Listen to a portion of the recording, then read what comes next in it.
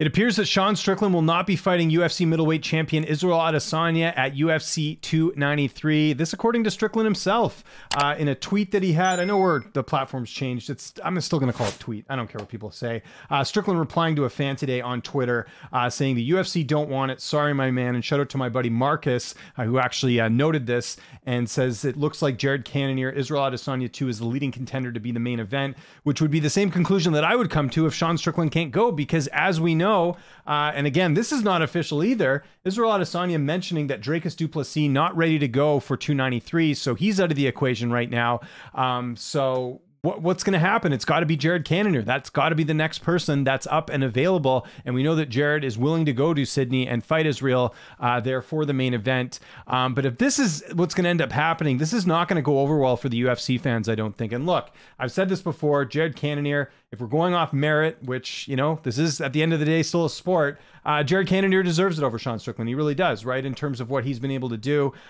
Just the one loss to Adesanya. He's got 2 wins over Strickland and Vettori. The Vettori win, especially, an extremely dominant win. The type of win that I think, you know, could give a title shot to him. The only issue is we saw him fight Israel Adesanya last year at UFC 276, July of last year. So just over a year ago, we saw this fight and it wasn't a very good fight. And if I'm the UFC, I don't know how you look at that and want to have that over having Sean Strickland fight.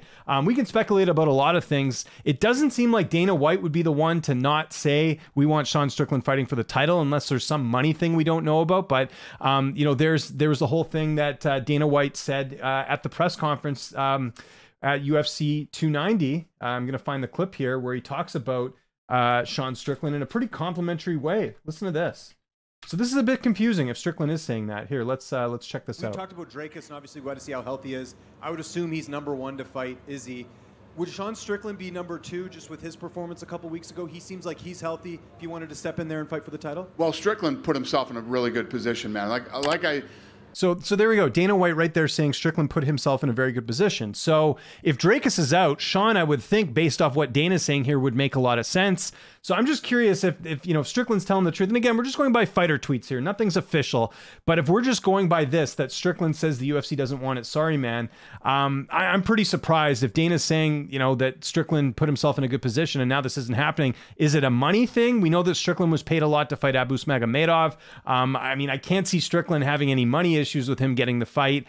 Is it a logistical thing? No, I wouldn't say that it's that either. I don't really understand this. Maybe you guys can let me know why they wouldn't want to do this. Is it coming from above? Is Sean Strickland too controversial? I mean, every week we're hearing about a new feud with Sean Strickland. The latest one being Keith Lee. Did someone above Dana say, look, like, you know, we don't want to have this guy in a title fight? Like, I don't want to speculate too much, but a lot of this isn't adding up here. Like, to me, Sean Strickland and Adesanya is the next move to make if we're going off how the UFC's been doing their matchmaking recently. We know this. It's not necessarily off merit. Colby Covington most likely going to be fighting Leon Edwards next. Is that more of a merit title shot over someone like Bilal Muhammad? No, it isn't. Bilal Muhammad deserves it more over Colby Covington, right? So like this is very, very, very surprising in my opinion if they don't end up going with this. And I'm not trying to throw shade on Jared Cannonier at all. Again, like, I think it would be a cool story for him. You know, 39 years old. When's he going to get a title shot again? We've heard all these announcements, right? We know that Chimaev is now fighting Paulo Costa. Like, where is Cannonier fit in all this, right? Like, you know, he got a really dominant win in his last fight, a very important win over Marvin Vettori. He absolutely deserves to be in this position. I just think if you're fans in Sydney right now, and this is the main event, is a rematch of a fight we saw last year that wasn't really that good, and Israel Adesanya clearly won. Is that something people are just clamoring to see? This almost reminds me a little bit of Juliana Pena and Amanda Nunes when they booked them for the UFC Vancouver card. Like, people were outraged by that. Nobody really wanted to see that fight. Now, bit of a different scenario, but you kind of get where I'm going with this. It's like, we just saw this fight not that long ago, and it wasn't very good. So that's kind of where I'm getting at here, where, you know, if we have Cannonier and Adesanya next, I just don't think that's going to be the type of main event that people are going to be excited for. And I'll say it again, and I know people are tired of me talking about this, but they do too many events. Like, if they weren't dead set on doing the card in Sydney in September, if they didn't have that on the calendar and they said Israel Adesanya, no matter what, is going to headline, because that was the whole thing. People thought that Rob was going to beat Dricus Du Plessis. Even then, people were kind of like, is the winner of that going to be ready to fight? Well, you know, by the rumors, nothing official yet, it appears that Dricus is out. And by the way, Dricus has gone like radio silent. I don't know what the deal is there. Maybe he's waiting to see if he can get cleared. I don't know. Maybe that's still a possibility. Maybe it is Dracus getting the opportunity and we just haven't heard anything. And that's maybe why Strickland's not getting it. That could be another possibility. But again, if the UFC didn't commit to September, like here's an example. If the UFC didn't commit to September and said Adesanya's headlining the card, let's say Adesanya could have waited a month or two, we could get Izzy and Dracus and everyone's happy and no one's complaining, right?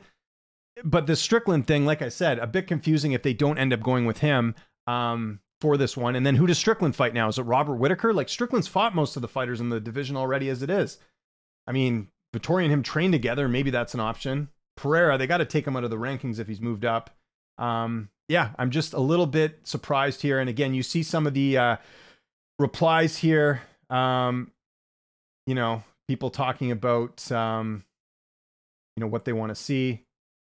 No chance of it being Yuri for the 205-pound belt. I mean, maybe. No, I don't think so. They're not going to rush Yuri back and take that fight. So you can see some people already sort of upset if this is the case of Jared fighting. But yeah, and then I'll just say it right now. If it's Adesanya and Cannonier, as great as Cannonier looked in his last fight, I'm still going to take Israel Adesanya in that matchup. I think it'll be another decision win, though. I don't think it's going to be Israel going out there and trying to finish him. We know Jared's got some knockout power. You know, why, you know, go too hard in the paint, so to speak, and risk getting knocked out. I think Adesanya will be very strategic again and win another decision, but we'll see. We'll see what the UFC decides to do here, because again, I think things are going to get very interesting as far as what's going on with the title. So just to sort of kind of look back on this a little bit, we see Sean Strickland saying the UFC don't want it. That could mean a number of different things. It could be a contract issue. Could be Dracus is ready to go. Could be maybe there's people above Dana saying we don't like Sean Strickland and some of the stuff he's doing in the media. Maybe he's not getting it. So those are a couple options as to why that might not happen. And then again, the obvious choice here, I don't think I have to dig too much into this, do too much detective work here, would have to be Jared Cannonier, because there's no one else, right? Like, again, Costa's book, Brunson's fighting. I mean, yeah, we don't even need to go through the rankings right now. Like, there is no one else.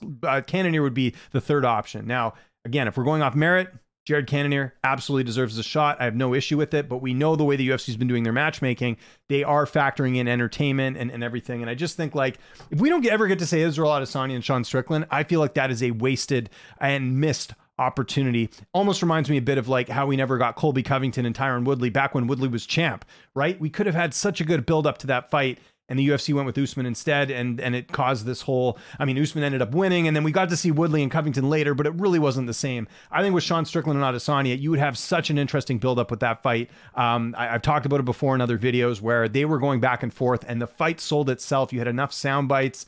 It would have been really awesome, and you're just not going to get that with Jared Cannonier, and there's nothing wrong with that. That's just how Jared is, but you're not going to get a, you know, hot press conference where these two guys are going to go back and forth and sort of jab at each other verbally. You're not going to get that with this fight. So that's kind of where we are right now, but I'll say it again, nothing official here. We're just speculating as to what's going on from what Sean Strickland has said. And yeah, like I said, if it is a case of Dracus isn't ready to go and they're going Jared over Sean Strickland, I think that's not going to go over well with the fans. I mean, I'm still going to watch it, but you know, it's still one of those things that I don't think is going to be appealing to a lot of the fans. And I think the UFC's got to listen to the fans a little bit more if that is the case. But we'll wait and see as this unfolds, and I'll definitely do a follow-up video once things are actually official. Because again, as we've seen in the news over the last little bit, you can't necessarily trust hearsay or what a fighter says or anything. We got to hear it from the UFC or a major source like your MMA Junkie, MMA Fighting, ESPN, one of these sources, as far as who Israel Adesanya is going to fight next. So I want to know what you guys think in the comment section below.